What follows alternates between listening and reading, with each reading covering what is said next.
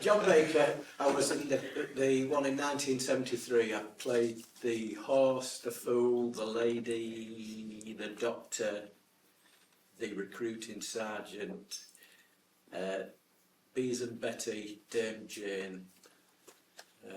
We needn't be here. I haven't done. I haven't done Joe Straw and the Devil, Beelzebub. I've done all the others. And what was your last character? The last The character one was that- Dame Jane.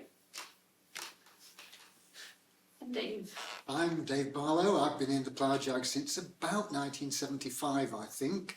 I played the horse, Dame Jane, Bees and Betty, and Beelzebub. My name's Dick Skinner.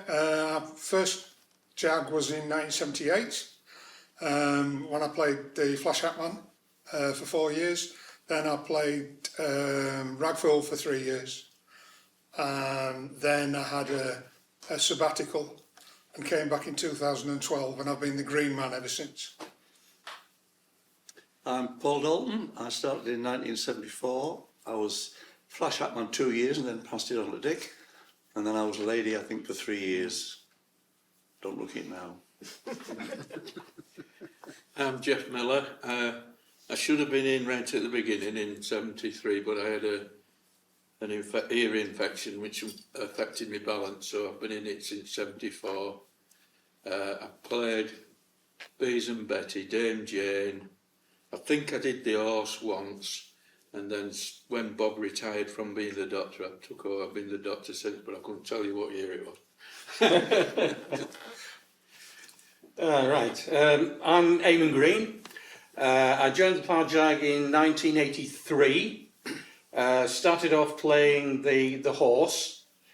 I was the horse up till 1987 when we went over to Lüneburg, when I took on the role as the rag fool. And since then I've been rag fool up till now, basically. So that's how I got into that. Yeah. I'm Jeff Convery. I joined, according to the records I was looking at, I joined it in '83 as the Flash Hatman, taking over from Dick. And I did that 4 years, and John Walker was doing the recruiting sergeant, and he decided he was going to pack it in, and he handed it over to me, and I've been doing it ever since, apart from a couple of years when I didn't. I'm Fran Ross. I started performing in the Plough Jag in 2020. I've been the horse, I've been Joe Straw, and I've been Beelzebub. I think I've got the debatable honour of being the only woman to have had a speaking part. In What the a Plough thing to Jag. come into. I'm Tim Davis, and I appeared for the first time about 3 months ago, early 2024, and I was the horse. Super. Now, this is also for all of you. It's about how you first heard about the Jag, how you got introduced to it, and if you remember what your first thoughts were, or your first impressions of the Jag. So I'll just go around again. Well, I first heard of the Plough Jag in 1972. We were round at Mo's house having a drink and a sing. Probably, I think Bob Cleveland, Dave Markham, and Stuart Smith, who was going to be the recruiting sergeant but couldn't get the day off work, so he's never been in it anyway. So Johnny Walker took it over, and Martin Simpson, I think, on Pete Day. And it was Mo who said, I've got this play here, but he said, I want some people to do it. What do you reckon? And so Mo put it together, and I think I knew very little about folk music then, but with the likes of Bob Cleveland and Dave Markham and Martin Simpson, they put the words in order, and then Mo said, oh well, there wants to be a tune here. So Bob said, well, this one goes in there, and that's how it happened. That Dave Markham put a few tunes in, and Bob, and then Martin Simpson, and then we were given parts to do. Unfortunately, we couldn't get a Flash Hatman. So for the first year, the Flash Hatman was the horse. So, there were Hatmen in the Jag the first year. One was Martin Simpson's brother, Simon, but it only come in on the day, so there'd been no chance to rehearse. And then there was another fellow called Pete Thompson and his partner Ella, who just came round for the day, so they weren't given a part. And I kept doing it for a few years, and then went off to work elsewhere, and kept coming back and joining in wherever I can. I seem to just get absorbed into it in the 70s. It was a case of, there's a Plough Jag rehearsal, we might not want one or two people to join in, so you went along, and usually the first part you get is the horse, because you don't have to learn much, and you just go and do your bit and come back, and everybody else does all the hard work.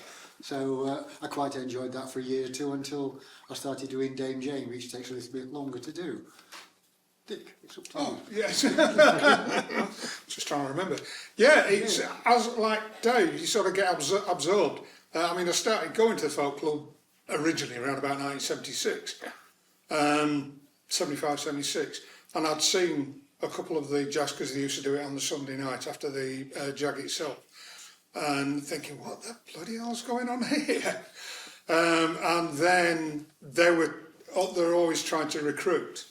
And I thought, well, I'll give it a go. And I came in as the Flash Hatman, taking over from Paul. And they wanted someone to play the melodeon. Although I seem to remember the first one I didn't have my box with me. I wasn't quite confident enough for that. I think the only instrument I did have was a lagerphone. That's a stick with a boot on the end, covered in bottle tops.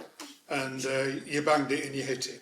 Yeah. I moved up to the area from South Wales about 73 and started going to the folk club straight away. I went to all the folk clubs around the South Wales area, and I'd been in odd mummers plays down there, so I was familiar with it and was invited. Mo invited me to join, probably when I'd been here about a year, and I played the fiddle for the dancing, much in the same way as Dick played the lagerphone. Bashed it on the floor a bit. And Mo played the whistle or the melody, one or the other, and so we provide the music for the dancers as well as playing the two parts. Well, I was a member of the folk song club when Mo was talking about it, and I should have been in the first one, but unfortunately, like I said before, I was ill. But I've been involved in it all, and thought, well, was a traditional thing, which it's the traditional side of the folk scene that I really like, and I just sort of was enthusiastic about doing it actually, which I have been since, and I've seen various people come and go. When we started, there wasn't the sword dance that we've got in it now. That was introduced by a guy who was the headmaster at the grammar school called Keith Constable. He said, well, you've got in there, let's have some music and we'll dance, so we should do a dance. And I think he was a bit of well, he was into folk dance as well, just ordinary folk dance, but he was into the sword dancing as well. And he says, I think this bit of the sword dance, you don't have to do the full regalia, but it would just be, you said we'll have dance, so we'll do the sword dance, and it'll just fit in with it, and we've done it ever since.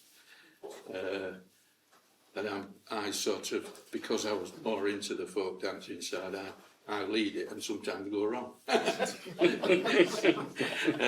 you know, yeah. So that's what it's all about. It's just a jolly good laugh, really. But Eamon, how did you Well, get to hear about it? I was a bit late getting into folk music, to be honest. Because after my dad passed away in 81, 82, I started going to the folk club. And my two brother-in-laws, Ian Shaw and Jerry Barnard, they were in it as well. And they done the Plough Jag that particular year. And like we said before, on the Sunday night of the Plough Jag, the performance of the folk club. And I was so sat there and I saw them do it. I'm thinking, hey, this looks a lot of fun. So I'm going to get into it. Anyway, the following year, 83, I think again it was John Walker sort of asking people who was interested in having a go at the thing to come along or thing. So basically I volunteered myself to have a go at it. And I was given the part of the horse, like I said before. And it was just a really good, fun day out, really. Started at, say, 9, 10 o'clock in the morning at Gainsborough, and it didn't finish while God knows what hour at night, somewhere else, you know, in a pub somewhere. And it was just a rollicking good night, good day, really. Plus, fact, you know, raising money for charities as well at the same time. So basically, that's how I got myself into it, really. Well, I moved over here in the early 70s and started going to the folk song club, and all of a sudden this Plough Jag sort of appeared on some Sunday nights. I thought, wow, that looks good.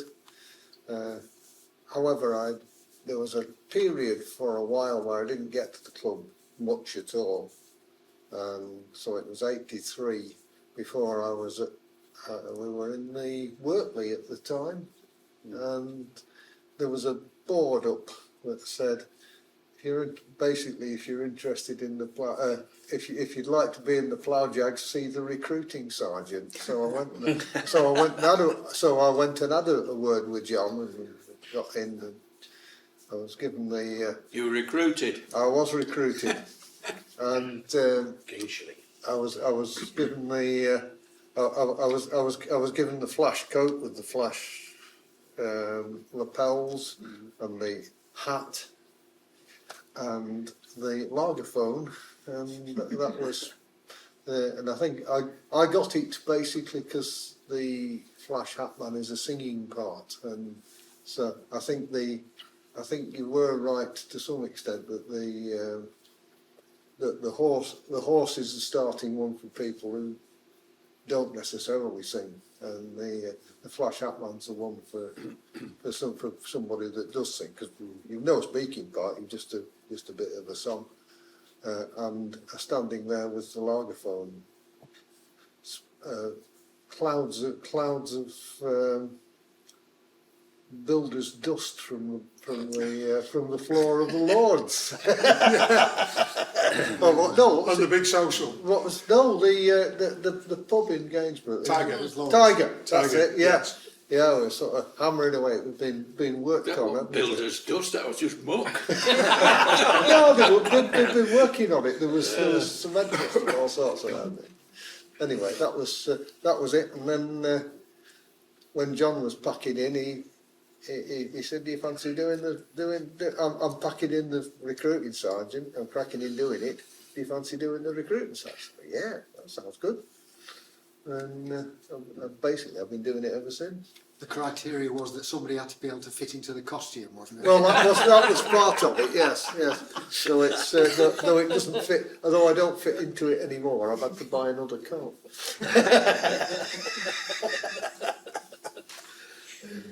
I was going to say my involvement came through the folk club, but I actually came from the other side of the country, and I'd always had an interest in mummers' plays, because the area I came from, they did pace-egging plays. So when I saw that there was Plough Jag, that's interesting. See, plus the fact the village where I live, they in the records in the old village hall, the school records, the school used to be closed on Plough Jag Day, and I thought, oh, that sounds interesting. It could be a bit dangerous if they had to shut the school or whatever. And so my involvement initially was sort of from about 1979, was always in the background. I used to get choice jobs, like before the Joe Straw had a whip, he used to use inflated pig's bladders. And I used to get the job of going to the abattoir because I lived nearest to Wintringham, and I had to pick these bladders up, sows, because they had longer urethras and were easier to inflate. So all the interesting jobs. Did you have to kill the pig as well? No, I didn't have to kill the pig, and if I was lucky, they provided a bag to put them in. Otherwise, I'd have a receptacle and a peg for your nose. But that's by the by. But interesting. My first performance as a member of the Plough Jag was in 2020 when I went to watch the Plough Jag at Gainsborough Marketplace, and was collared by Steve, who said, "You can do it." And I said, "Can do what?" And he said, "The horse." And I was totally dropped. And anyway, Eamon did the first two performances in Gainsborough Marketplace. Yeah. And then I sort of took over later on in the day when I'd had a chance to gen up on what I had to do. And that, but I mean, since then, I've done a few. I've stood in as Beelzebub when Dave hasn't been available, and I've done Joe Strawn, I think 3 times now. But not necessarily on Plough Jag Day, because we've been invited to other events, such as the very windy ploughing festival up on Worlby Top. Gosh, yeah. Yeah. And at the museum when they had an open day. Yeah. I was Beelzebub on that day. I'm not local, but I'm very interested in folklore generally, and a particular interest in Mabel Peacock, who was a 19th century local folklorist who was very interested in the Plough Jags herself. So in the last couple of years, I've been along to see the Plough Jag in January when it's done, and then a call was put out after this year for anyone new who's interested, and I thought, yeah, I'll give that a go. I love it. It's got the anarchic character that comes to mind, but there's also the symbolism and so on. And the other thing is, I had a long conversation with Jeff C here about, after a walk one day, I think a year or two ago, where you were talking about it, and all the significance and the symbolism and so on. I thought, yeah, it's an interesting phenomenon, and it's good to keep it going. I mean, you've got to be a bit careful with the symbolism, because you can't sort of go say, "Oh yes, it's definitely this. Oh yes, it's definitely..." No, it's not. But you can read all this sort of stuff in, and there is probably, I think there's a fair chance that some of it is actually right. But also, Yeah. it's good fun. Yeah. Well, I've only done it once, but it's good Yeah. fun to do. But it's Oh, also great fun definitely, to yeah. watch, and it. When a few of us did it at Starlight Arts a couple of months ago, which was the one time I've done it, the audience there they really got into it. They really appreciated it. Liked it. Latched on to not just the silliness, but also the. I was going to say, I think audiences are generally appreciative. I mean, I can remember when we went to Lunenburg in 1987, and wherever we did the Plough Jag, we had crowds 6 or 7 deep watching it, and the local barn owners loved it. If the musicians would be attracted because we were like the Pied Piper, sort of taking everybody with us. Yeah, there's only one place I can think of that it didn't go down well at all, which we had to abandon and literally get out, was the horn in at Messingham. Yep. Years ago. I remember it well. Yeah. Yeah, they were not very appreciative at all. In fact, it got to the stage where they were going to sort of have a go at us. So it's like, right, that's it, forget it. Well, it was Let's two go. or three chaps in the bar, wasn't it? Yeah, it was, yeah. They were about to start kicking Dame Jane. Yeah, I was going to say, That was my first year when I started back 2012. yeah, Because I'd been in Gainsborough Yeah. Marketplace. I'd take my granddaughter to come and see these stupid people dancing around. And I was talking to Steve afterwards. And I said, "Is it all right if I come along and just tag along with you afterwards? I'll bring my box." And it wasn't in costume, so I went as a modern day hat man. And yeah, okay, we'll meet up at the Horn. I said, right, so I got the Horn and there's no sign of anything.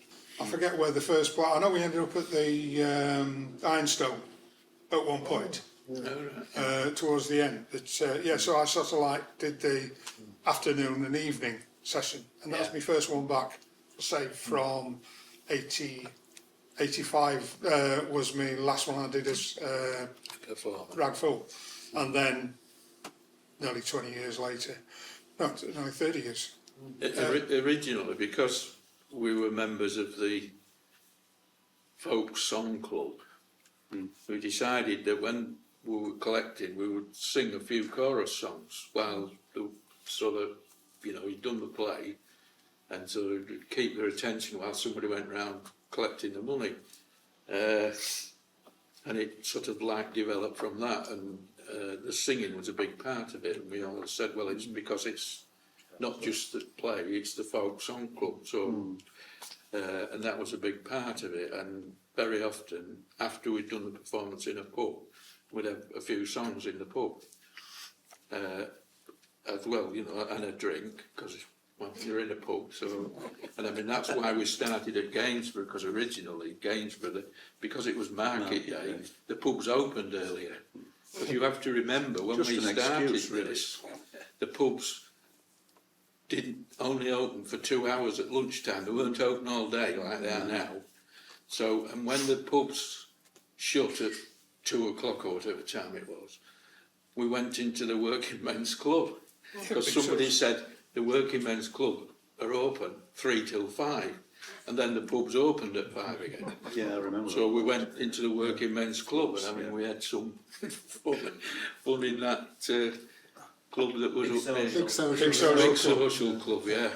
Because there was a lot of the construction workers that had been working in the morning, still in the concrete encrusted wellies in there, and getting on the Guinness, you know, getting a bit. Here's the boys of Blue Hill. Yeah, there was a Here's the guy. boys of Blue Hill. Another fiver in the tin. But you do get all sorts of responses to it. I remember one year we were in the square in Scunthorpe doing it. It would have been about 75, 76, and there was a big crowd of people around. And when we'd finished, there was this little old boy. He must have been as old as we are now, I would think. Came up to collared Mo and said he used to dance in it back in the 1920s, when it was still being done in its first, not in the one that Mo put together, but from one of the routes that he found the words from. And he had a long conversation with Mo. Mo got all sorts of other bits to put in it from the conversation with him. So it's a long route to it. It's a long history to it. Quite a lot of people, when we started, older people did use go, oh, I remember him coming. Remember running in and hiding behind my mum's skirts when the Plough Jag would come. And each village had their own team. That's right. And I lived in the village of Normanby at the time, and the post lady, who was a little old lady that lived in the village, who used to bring the post round, she came knocking on the door one year and said, oh, you were in that Plough Jag, and she brought me a copy of the Telegraph from 1935 or something, with the full script of the Jag and various photographs of the teams that did it then. And I couldn't believe it. I thought, it's exactly the same as what we're doing now. And that was the Burton-on-Stadder one. But the cast, I mean, they must have had like 3 or 4 hobby horses, and same with Atmen, and so that if there were extra people, they give them either hobby horse or Atman or something, because it's not a speaking part, but it's just part of it. And there must have been 20 odd in the photograph. Oh, those were yours. Well, the first one we did was not too far from here, along Willoughby Road at the community centre, which is next to the Pied Piper, and that was we were asked to attend an old age pensioners evening, which was the Monday before we were due to go out on the Friday, and John said, yeah, let's go. And because a lot of the pensioners in there remembered the Plough Jag, and one woman was cowering, she was always frightened of the horse. And so that was nice to see these people recognise what we were doing and think, so we must have been doing something right when we weren't sure. But of course, originally when they started, we used to do schools on a Friday and then go to the pubs afterwards. So in the first couple of years, I think, was it 2 or 3 years, we'd go to schools on a Friday morning and then continue the rest of the day. Well, of course, children absolutely loved it. You know, some would be laughing and some would nearly be in tears.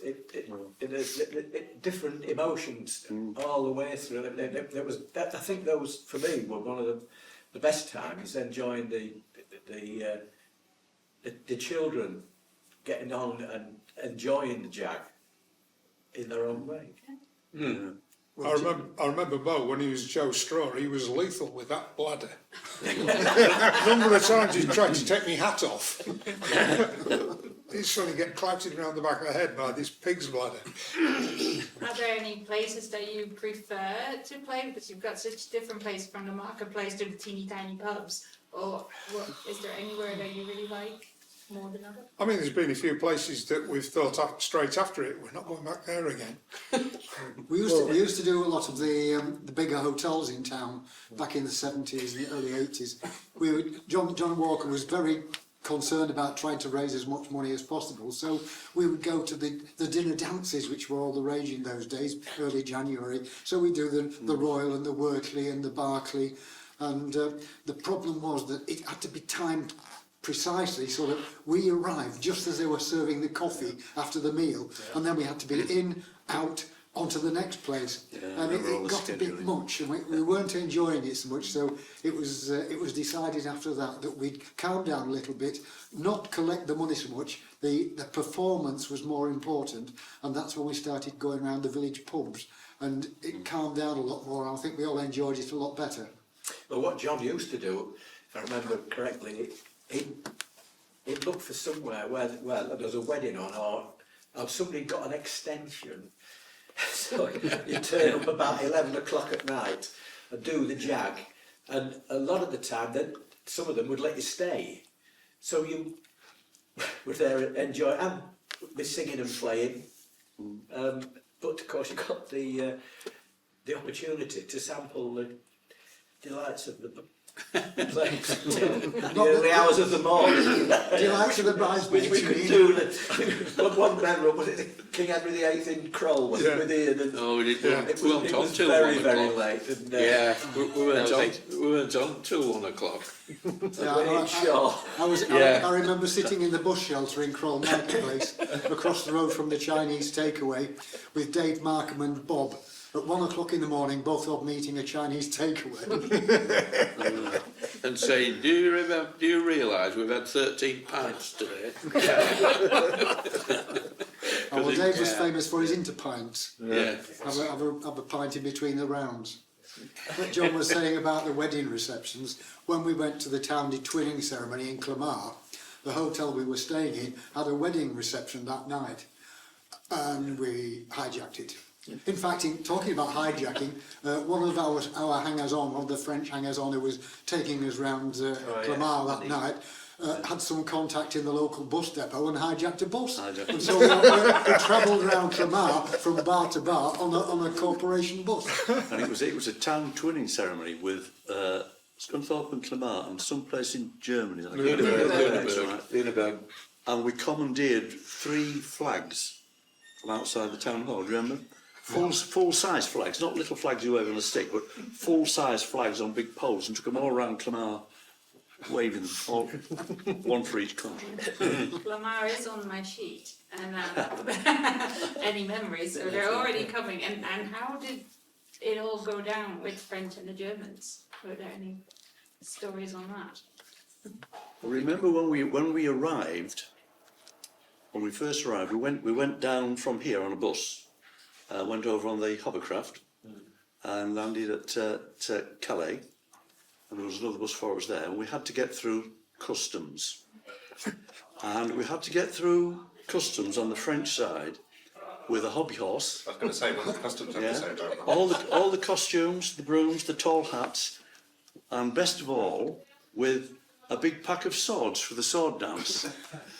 Luckily, they're double-handled swords, so you couldn't stab anybody with them. But the reception we got from the French was we had an official interpreter with us. Oh, Marion. Remember Marion? Hill, She was Marion Hill. She was supposed to be the official interpreter because she spoke French. She just froze. Do you remember? Mo took over, didn't he? And Mo took over. Who Knew no French or any other language than English. But managed to communicate. But was a communicator. He could communicate with anybody, and he communicated our way through. The very worst thing to get through, though, was nothing to do with the Plough Jag. It was a stainless steel plaque that had been made by apprentices at the steelworks here to take as part of the ceremony. That we got commandeered to take it through. We had the mayoral party with us, didn't we? And the French customs people seemed to think this was silver, and they thought we were smuggling silver in across. So eventually Mo talked his way around that and got everything through. So that was our introduction to it when we first arrived at France. We did some, I think Monica, or the lady who was looking after us, we went up the Eiffel Tower with, you were with us, weren't you? Monique, yes. And Ralph Tomlins and John Davis, and I took a whistle up, and so we went to the top of the Eiffel Tower and played a few tunes there. You see, we must be the top musicians in. Ralph came over, he gave us a song to him. He says, "There you go, you're the highest paid musicians." We all took the instruments over to play, obviously. We were sat outside a cafe in Clamart, do you remember this? And went in to ask the cafe owner, would it be all right if we played a few tunes? And he said, oh yes, fine. So we bought a round of drinks and everything, sat down, got the instruments out and started to play. And he came out with a hat, you remember? Yes. And he put the hat on the table, and everybody walking past was throwing money in the hat. And we couldn't spend it on beer as fast as they were contributing it. And we finished up with more than we started off with, and a good sup of ale. Realising he was going to get the money, he was actually walking around with it. Oh yeah, yeah. Very well received, I thought. We had I had an yeah. excellent time in Clamart, all round. The people who looked after us were brilliant. The place we stayed in, I mean, it wasn't plush, but the way they looked after us was amazing. I thoroughly enjoyed that trip. And it was Joyce Aby was the mayor at the time, wasn't she? Yes, yes, because she travelled down to Dover in Ramsgate in the mayoral limousine. That's right. She did have the offer to come in the bus with us, but no. Now, how has the tradition changed and sort of evolved over the last 50 years? And do you think it's going to still be changing towards the future? That's a big one. Well, it's back to the oral tradition. Things change, songs change, and the Plough Jag changes from year to year, depending on different characters bringing in their own little extras. I mean, Ralph and the Silver Turds. Yeah. The horse traditionally drops some stockings neatly wrapped up as turds. And one year, Ralph Tomlins wrapped one up in silver paper, and as he dropped it, he shouted, "Hi-ho, silver away!" So, another little addition. People, as they come into the Jag, they'll put little bits in, and that's how it evolves through the years, thankfully. And that, I think that's the beauty of the Jag that we've got, that it's not rigid. Oh, you're not doing that right, or you're not saying this right, or you're singing the wrong tune. People come. I've heard the tune for different songs change a little bit over the years, and it doesn't matter. Nobody, it all enhances the Plough Jag and the development of it. We have lines that started out as ad-libs, haven't we? Somebody said something, everybody thought that's funny, and it's never disappeared, and it's not part of the script. It's just. It'd be interesting to listen to a modern Plough Jag and compare it to the original script from the 73 one, and see where it does differ. Yeah, it's got with us singing as well. It's more. That's sort of standard now that we always have to do a song or two in the pub, which we didn't do for a start. How it's going to go in the future, I don't know, because as various people drop out because of old age or whatever, roll off the end of the coil or whatever, we're finding difficulty in getting young people interested. Yeah. So I don't know. I would like to think it would go on, but I feel that when we all decide we've had enough of it, it's not here. It might just peter out, and then in another 50 years somebody might, oh, look at this daft player they used to do. The thing is that back in 73, the Plough Jag team members were all core singers from the folk club, and so it was a very strong singing collection of people. And I think nowadays there's more and more people interested in the Plough Jag joining it, but they're not strong singers like the original team were. So that's one of the problems we do have for after the jag's been performed and you're expected to do a few songs in a pub. There isn't such a collection of songs available. But we still tend at the last venue, which over the last few years has been the Ferry House down in Burton. It just sort of goes one after the other. You suddenly find you've been singing one song after the other for an hour and a half. Well, it ends up being a concert, doesn't it? That's right, yeah. And then you know how good a night you've had because the next morning my voice either drops 3 octaves or disappears completely. The last 2 years there's only been enough room barely to actually perform the Plough Jag because it's been so full. I mean, with the Plough Jag and the sword dance has been done in smaller places. Oh, yeah. Yeah. They get them doing the sword dance, and basically the knee to knees. They're going, how the hell? I mean, it's something I could never do when it got too tight because I couldn't lift my legs up far enough to get over the sword. Well, no one can now. Do you remember that one in the work league where you Yeah. where you went in and you had hardly got room to swing your Oh, belt? we were in the cocktail. We were in the cocktail Yeah. bar. And it was absolutely crowded. Yeah. I remember. And we didn't bother trying to do the overs. We just did the unders. Yeah. But as I say, nowadays it's all Yeah. the unders because Oh yeah, that's the no one can get the legs over. Because No, we're not that's flexible not enough. But the eight Jolly Brewers is always a challenge. Oh, yes, it is. Yes. Dad will know. Yeah. Yeah, if you've got an audience of 15 there, then there's no room to do the dance at all. Yeah, but you do it just the same. Yeah. Yeah, it's become tradition that we just have to do it. Yeah. And we have to do it on the Saturday. Yeah. Should be done on Plough Monday really, but we do it on the Saturday. But as Fran was saying, over where I live now, they do the pace egg, but that's done at Easter. And my partner Elaine there did a dissertation for a degree on the pace egg. Finds that there's similar things all over the world, so it may be something, I don't know, I might be talking wrong, but it may be something that's innate in human nature. Because they're similar, you can draw parallels, they're not exactly the same or anything, but they're very similar. And the actual dialogue of some pace egg plays is very similar to our dialogue, even though there might be different characters speaking. But the dialogue, it's weird really, but that's, you know. A few years ago we went to Lincoln and there was a load of teams doing, there was Grimsby Morris and they do a plough play and there was us and I think there's a couple of others. Oh, the Plough Jag as Right. well. Yeah, Right, and all different That was- characters coming in and all the basic same story, good triumph over evil, rebirth, etc. And the actual lines were very similar. Yeah. That was Brian Dawson doing a Plough Jag convention. Very Rosie interesting. Cross organised it all, didn't she? Sorry? Yeah. Rosie Cross. Yeah.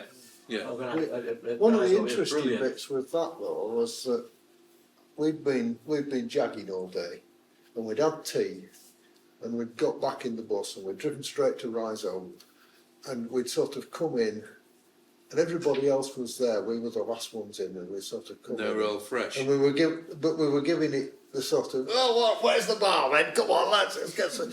And we realised that there were people standing around in formal gear and mayoral chains and all sorts of stuff. And we think, oh God, well, we showed ourselves up here. But we sort of went in, and a couple of us were in the loo after this, and somebody else came in. He said, "It was wonderful when you came in." He said, "We'd all been standing around looking at each other, not really knowing what we were doing. And then you guys came in and the atmosphere went up like that." Sounds about right. Because, Geoffrey, because we were well refreshed. We certainly that's were right, well yeah. refreshed. We've been refreshing all day long. It was Whereas all the other teams were all fresh well, rather they- than refreshed. And then just turned up for the evening performances completely sober. Yeah, but it was also the fact that most of them were Morris teams that Yeah. They were doing it cold anyway, Yes. weren't they? You know, they There were weren't. one or sort two of- teams from Lincolnshire villages. One team was just a complete family. wasn't Oh, it? that was the old one. Yeah, the old guys. Yeah, Yeah, yeah. that was great. Then there was, Yes. then there was one with the stuck groove. Yeah. Where they went through Yeah. it. There was a Yeah. bit in their script that was repeat, sort of a line that was Oh, yeah. I don't know repeated. whether it was, but And they got down feed to this was line. similar. And then got- they went back to where the previous, it was a prompt that had existed before, and they picked the wrong prompt up, and they went all the way through it again, got to it, and went back again. Yeah. About 3 times, I Did think. that a few times before somebody nudged the needle. Yeah. Remember that? That was really fun. Why do you think it needs to keep going, and how would you say, what would you say to somebody why they need to join the Plough Jag? You're looking at me there. Yes. As the New newest member. Yeah. As somebody said earlier, it has a very long history, and it's nice that when you all started in the 70s, most of you, you were doing it to people who could actually remember, I don't want to say a genuine plough jag, but the plough jags being done as they had always been done for however many decades, centuries before. So if we don't keep it going now, then that tradition will snap completely, which would be a great shame. It's an interesting phenomenon. I mean, we could discuss the symbolism, we could discuss the sort of the more intellectual aspects of folklore, but it's also just great fun to watch, and it's a good, for a spectator, it's a good cheap bit of entertainment in January, which we all need, and obviously for the participants, it's a good excuse to go and drink an awful lot of beer. And have fun. I'd like to just put in, I have been teetotal for every single plough jag I've been in. Because I'm driving usually I've been cycle. driving, Yeah. either driving the van or driving my car because there was no room in the van. 6 foot, Nick. 6 foot. 6 foot. But I think now, I mean, the problem that Mo had with collating all this material was getting snatches from here and there and writing down from memory the people who had actually been in the Jag. There were only Redhead and one or two others in the Altborough and Burton area. But, I mean, it did die off in the mid-30s, apparently, when there was a fatality in one of the Jags, and that was the last one that was running. And it was Mo who put this together. Well, I would think nowadays it's easier if we just finally fall off the planet and it stops.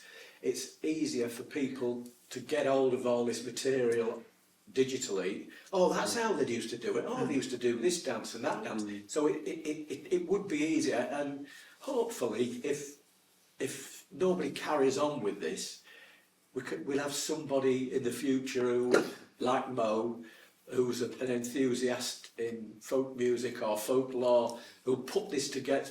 Well, what about doing this thing here? Oh, look, this is what you do. I was going to It would be easier to put together. Certainly. Hopefully it will continue. I mean, they don't realise the fun they're missing. I was going to say, Grimsby Morris men do a different plough play Yeah, from a it's, different village every year, Yeah. They do, yeah. and that's. But I mean, Rory Gregg did a talk to the Museum Society, and we'd been told that it was about plough jags, so we went, not knowing that it was supposed to be their closed evening. Invitation only. Invitation only, so of course we all ramped up to do the plough jag. Anyway, Rory had got copies and wanted everybody to do things. Well, of course, the chairman of the society was going, oh, we can't do it. So, of course, we all stood up and did the plough play from the scripts that we were handed, cold. And afterwards he said, it was a really good job you lot came. Well, the thing is, Emily, it's nice to be invited back. Yes. I mean, sometimes we don't, but in Yeah. the majority of cases, oh, I've heard about you fellas. I mean, like the Black Bull in Blighton. Yeah. Oh, can you come here? Yeah, and of course they all work through. Steve does an amazing job in Yeah, it's a pity he's Yeah, not here. I was going to say that. yeah, as John used to do it. Don't get me wrong, I know there was these extensions in the night time, but it wasn't like the old Jag where you just turned up. John would always approach them, but would you mind, we've got this plough play, would you mind? Oh, that would be absolutely lovely. We always get, so Steve always sees that they can accommodate us. I mean, the worst thing you want to do is go along when they've got a band on or a jukebox or something like that. That's or interrupting a pool. When I first started doing the Jag, you'd be starting off real early. We'd go round to Bob Cleveland's house or to start off. A couple of times they came to our house. And then from there you'd go to Gainsborough. Well, at the minute we go to Steve's house, we go to Gainsborough and we start from there. And then by the time you'd finished the full night, you'd maybe done the Jag 15 or 17 times. Those days. Now it's maybe eight or nine Really times. close. You know, I mean, Not bad because for old kids, is it? well, that's what I mean. If we suddenly found out we've got 15 to do, I think half of us would not make it. We'd have a little sleep in the afternoon. Yes, We used to have a little sleep. yeah. Time, yeah. That's why we stopped doing tea. Yeah. Because Yeah. we used to do start off and we used to have lunch and tea. Yes, I remember In somebody sleeping at else's the Vets house. in Yeah, Britain. take it in turns to Yeah. go to Yeah. various people's Yeah. houses. We used to go back and take the grease paint off, which was a great relief, and then put it all again. When we went round to Johnny Walker's one year for the tea time break, I only lived round the corner, so I shot up and was able to get a bit of a wash and a refresh and put the blackface makeup back on at the time, and I walked back into the house and there's people snoring all over the place, gone completely. Yeah. And all of a sudden Johnny Walker got up and said, right, come on, it's about time we were going. Yeah, we stopped doing lunch because everybody had We too used much. to go to Not Caister, only too didn't much we, to at drink, one but time? too much to eat. So We actually did a version. Caister and have lunch at Caister. we did do Long, long that, time, yeah. yeah. We actually did a version of the Plough Jag with Tatterfolds back in 84 at Burton Stather. In the church, yeah. Yeah, it was in the church, yeah. So we used most of the dialogue from the Plough Jag, but we also sort of put our own take on it, shall we say, at the time. So, you know, Tats actually did a version of the Plough Jag, but it was like sort of late on in the year, well, mid-year type of thing. So, you know, it can be done, you know, Yeah. you can adapt it, shall we say, to if you wanted to, which is what we did. I think it's nice that you're so well received still in particular places like Ferryboat and the Johnny Millers in Gainsborough. So that bodes well potentially. Yeah. It was one of the best audience we'd had in Gainsborough this last year. It Yeah, was, I was yeah. going to say the marketplace. Yeah. wasn't Yeah. it? One of the Yeah. best audiences we'd had in there. I mean, a few times we've been there and there's been 2 stalls, 3 men and a dog Yeah. watching us, or walking past as we did it. Yeah. Oh, remember that guy that walked across the front? He got his daughter with him, and he'd walked. We were working against the Guildhall, weren't we? Yeah, And yeah. there was sort of he decided that he needed to be over there, and he wasn't going to walk round. He was going to walk straight across the front. And part way through, I got my arm round him and I was shouting in his ear, "Come all you that's Balfour listed, and do not be afraid, for you shall have goodly." And this guy was like, "This is not happening." Yeah. This man has not got his arm round me. He is not shouting in my ear. This is not happening. We've always had that reaction, you know, if I don't look at him, it's not happening. You know. But it was the fact that he had sort of, if he'd gone, I could have quite understood. I could have even understood it if he'd have turned around and smacked me. I could have lived with that, you know. But to this studious sort of ignoring of If I what's don't going look, on. I'm not here.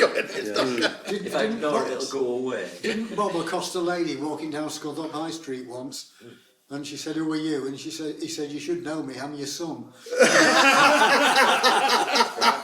Well, that was the idea, Jeff. It used to be disguised. yeah. They didn't want Yes. the landlords or the landowners to know who they were. No. So they put on whatever they could Yeah, to disguise Because themselves. And go yeah, out and people wreak havoc. forget that if you were found begging, as they called it, which is basically what you were, you could lose your job. And if you lost your job, you lost your house. And if you had a wife and family, you know, you have to think about that. So you disguised yourself. And it ended up in the big house, in the workhouse. And by, yeah, that's one thing that has really changed, if there's anything big change, is the actual makeup that we actually put on for Plough Jag Day.